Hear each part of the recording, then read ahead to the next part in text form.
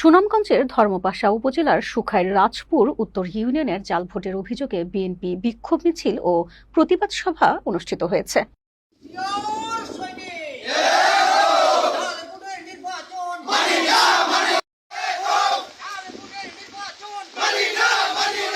বৃহস্পতিবার বিকেলে সুখাইর বাজারে অনুষ্ঠিত এই কর্মসূচিতে উপস্থিত ছিলেন ইউনিয়ন বিএনপির নেতাকর্মীরা। এ নিয়ে জানানো হয়, 18 সেপ্টেম্বর ইউনিয়ন বিএনপির নির্বাচনে মোট 440টি ভোট কাস্টিং হয়, কিন্তু গণনায় আসে 468 ভোট। এই 28টি জাল ভোটের কারণে স্থানীয় নেতারা নির্বাচন স্থগিত করার দাবি জানিয়েছেন। বক্তারা দেশনেত্রী বেগম খালেদা জিয়া, জাতীয় নেতা তারেক রহমান এবং জেলা ও উপজেলা বিএনপির কাছে সুষ্ঠু ও নিরপেক্ষ পূর্ণ নির্বাচনের দাবি জানিয়েছেন। তারা সতর্ক করেছেন, ভোট কারচুপির পুনরাবৃত্তি হলে যে কোনো সময় অনাকাঙ্ক্ষিত ঘটনা ঘটতে পারে।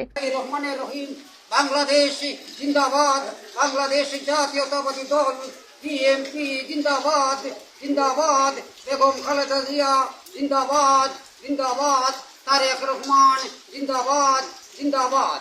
সম্মানিত উপস্থিতি, 18 তারিখে যে নির্বাচন হয়েছিল ইউনিয়ন সভাপতি পদে, সেই নির্বাচনে ভোট জাল ভোটের অনিয়ম কারণে আমরা সেই জাল ভোট ধরার কারণে আমরা বলছিলাম যে জাল ভোট কমাইয়া যে নির্বাচিত হয়েছে তাকে নির্বাচিত করার জন্য তারা অনিয়ম করেছে। জাল ভোট অতিরিক্ত মিশাইয়া তারা ডিক্লেয়ার দিতে এখন পর্যন্ত রাজি হন নাই। আমরা পুনরায় সেই নির্বাচন দাবি করি।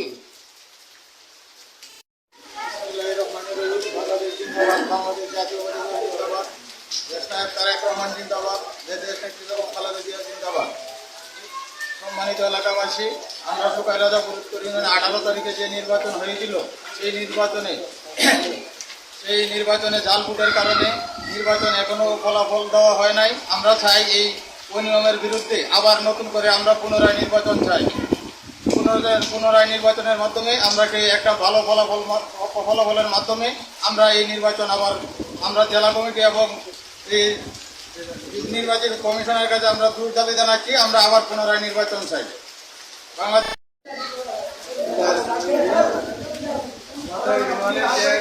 নির্বাচন গেছে, এই নির্বাচন সঠিক হয় নাই, জাল ভোটের কারণে আমরা পুনরায় নির্বাচন চাই।